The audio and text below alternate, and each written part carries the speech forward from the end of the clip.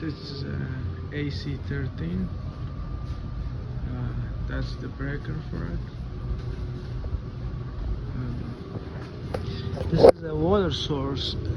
That's a condensing coil, which is water inside that coil, and inside that coil there's another coil which is filled with refrigerant.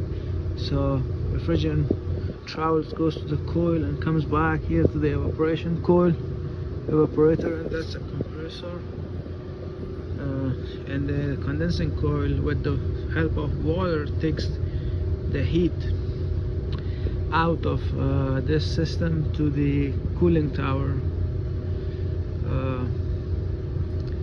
and get disappeared, and the water comes back again.